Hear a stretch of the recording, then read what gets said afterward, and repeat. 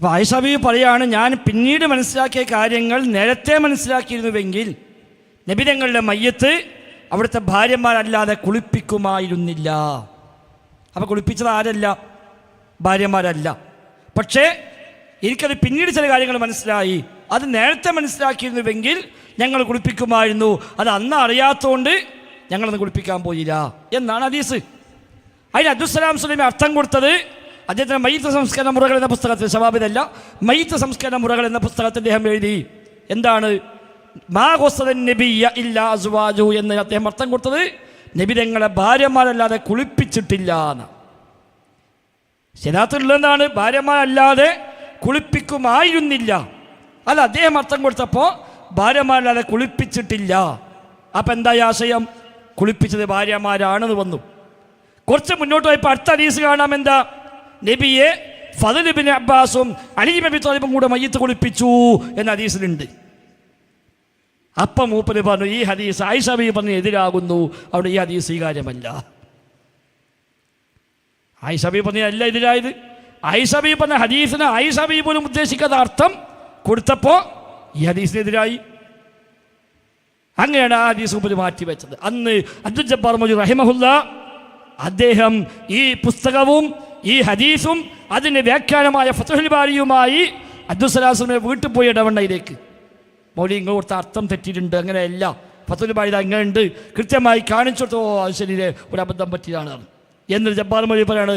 6 മാസം കഴിഞ്ഞപ്പോൾ വീണ്ടും അതേ തെറ്റായ അർത്ഥത്തിൽ മൂപ്പര് വേറെ സ്ഥലത്ത് പിന്നെ എഴുതിയില്ല. അപ്പം എനിക്ക് മനസ്സിലായി ഇത് അബദ്ധമല്ല എന്ന്.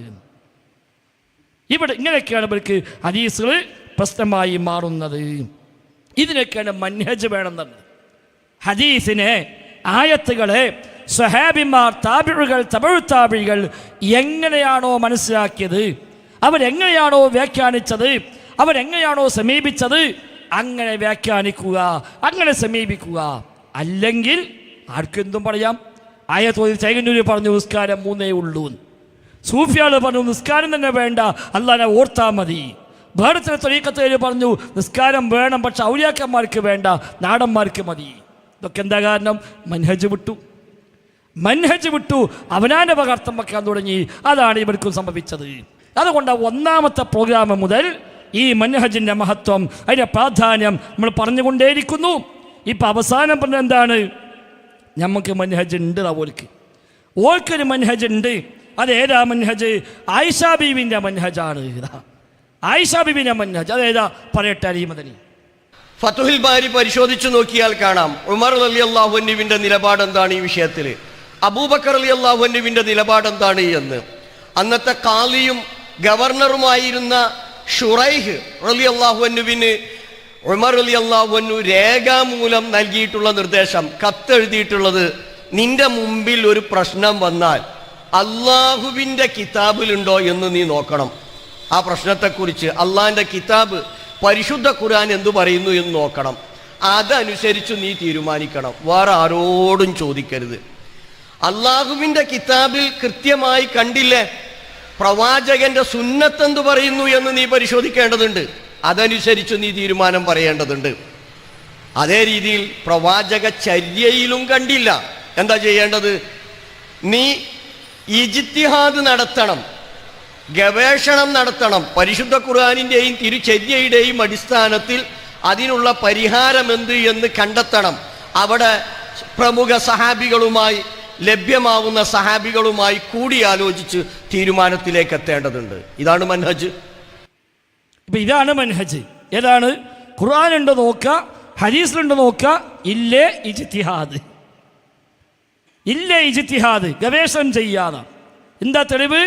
ഉമർ ഖത്താബ് ഖാദിയായ ഷുറൈഹിനോട് പറഞ്ഞ അങ്ങനെയാണ്. ഉമർ ഖത്താബ് മുജ്തഹിദാണ്, ഷുറൈഹുൽ ഖാദി മുജ്തഹിദാണ്. ഓൾ തമ്മിലുള്ള വർത്താനാണ് അത് അവർ തമ്മിലുള്ള വർത്താനാണ്. ഉമർ ഖത്താബ് മുജ്തഹിദാണ്, സ്വഹാബിയാണ്, പറയേണ്ട കാര്യമില്ല. ഷുറൈഹുൽ ഖാദി അദ്ദേഹം മുജ്തഹിദാണ്, ഉമർ ഖത്താബ് നിശ്ചയിച്ച ഖാദിയാണ്. എന്നിട്ടും പറഞ്ഞെന്താണ്? സ്വഹാബിമാരുമായി കൂടി ആലോചിക്കണം എന്നാണ്. മുജ്തഹിദായിട്ട് കൂടി മറ്റ് സ്വഹാബത്തോട് കൂടി ആലോചിച്ചിട്ട് തീരുമാനിക്കണം എന്നാണ് പറഞ്ഞത്. അതാണ് എന്താ? അതാ മൻഹജ്. അപ്പോൾ ആ മൻഹജ് അബലിക്ക് അതെന്താണ്? ഞങ്ങൾ ഖുർആനുണ്ടോ നോക്കും, ഹദീസിലുണ്ടോ നോക്കില്ലേ, ഞങ്ങളുടെ ഗവേഷണം ചെയ്യും. അതാണ് ഞങ്ങളെ മൻഹജ്. മറ്റും കൂടി നേരത്തെ ഇപ്പൊ ഒന്നും കൂടി ആയിഷ റളിയല്ലാഹു അൻഹ ഹദീസുകൾ സ്വീകരിക്കുന്നതിന് അല്ലെങ്കിൽ ഹദീസുകൾ മനസ്സിലാക്കുന്നതിന് സ്വീകരിച്ചിട്ടുള്ള ഒരു മൻഹജുണ്ട്. അതെന്താ? അത് പരിശുദ്ധ ഖുർആനിന്റെ ആശയങ്ങൾക്കെതിരാണെങ്കിൽ അവ സ്വീകരിക്കാതിരിക്കുക എന്നുള്ളതാണ്.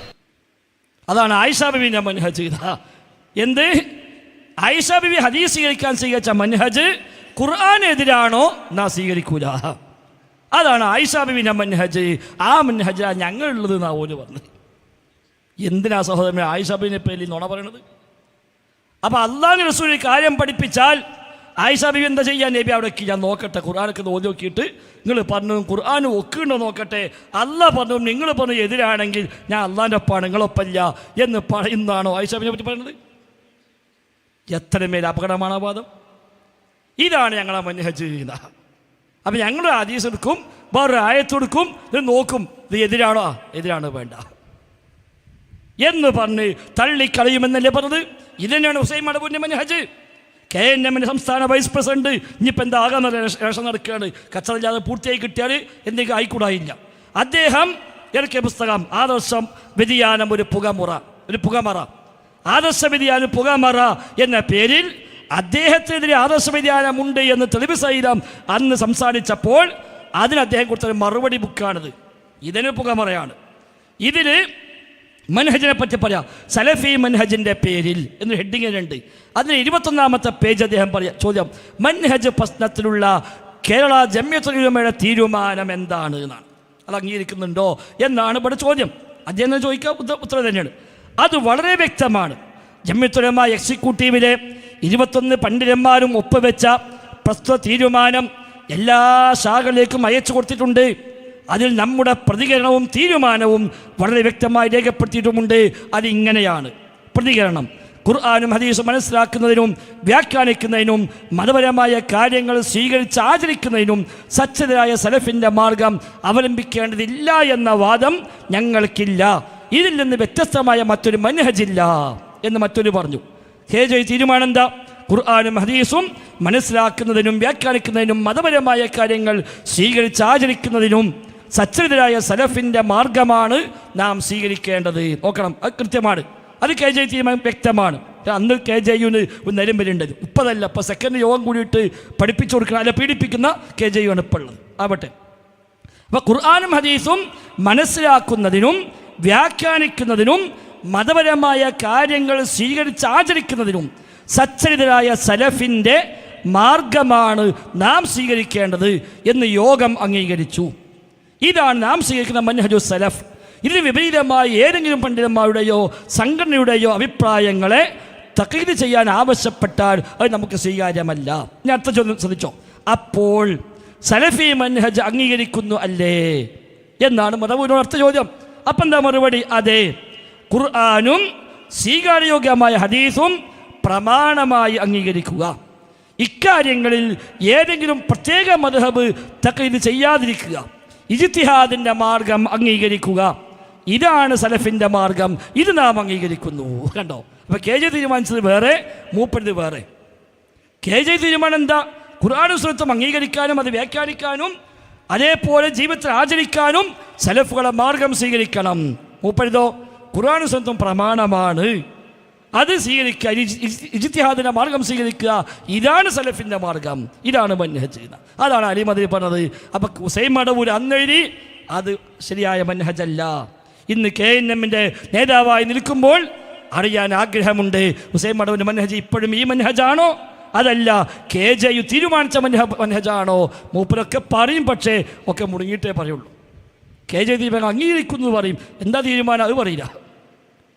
സിഹിർ പരപ്പരങ്ങാടി വന്നിട്ടാണ് മൂപ്പർ പണ്ട് പ്രഖ്യാപിച്ചത് സിഹിറിന് യാഥാർത്ഥ്യം വിശ്വസിക്കൽ ശിർക്കാണ്. ഇപ്പം പിന്നെ ഒപ്പിച്ചുണ്ടാക്കി KJ തീരുമാനമാണ് എൻ്റെയും തീരുമാനം, അത്രയേ ഉള്ളൂ. എന്താണെന്നില്ല. സിഹിറിന് യാഥാർത്ഥ്യം ഞാൻ അംഗീകരിക്കുന്നു എന്ന് പ്രഖ്യാപിക്കട്ടെ, അത് പ്രഖ്യാപിക്കാൻ കഴിയൂല. മറ്റോ മറന്ന് പറഞ്ഞു പോയി ജിന്നുവാദല്ല അന്ധവിശ്വാസമാണിത് പറഞ്ഞതിന് ഓർമ്മയുള്ളൂ. കാരണം സോഷ്യൽ മീഡിയ ഉണ്ടല്ലോ, അതുകൊണ്ട് KJ ഉണ്ടായിട്ടൊന്നുമല്ല. സോഷ്യൽ മീഡിയ ഉള്ളതുകൊണ്ട് 24 കൊല്ലം പഠിയാത്തത് 2 മിനിറ്റ് കൊണ്ട് പഠിഞ്ഞു. എന്താ നമ്മൾ KJൻ്റെ പവർ അറിയോ? ഇത്ര ഉസാറാണ്. അപ്പാക്ക് അപ്പളെ പറഞ്ഞ് പഠിപ്പിച്ച് റെഡി. സഹോദരങ്ങളെ, ഇവിടെയാണ് വ്യതിയാനം. ഈ വ്യതിയാനം സംഭവിച്ചോരാ എല്ലാ സ്ഥലത്തും ഇനി ഇലക്ഷൻ പൂർത്തിയാകുമ്പോൾ എവിടേക്ക് ആരൊക്കെ ബാക്കിയാകും, ആരൊക്കെ അവിടെയൊക്കെ പിടിമുറുക്കുന്നതൊക്കെ കാത്തിരുന്ന് കാണാൻ പോണ കാര്യമാണ്.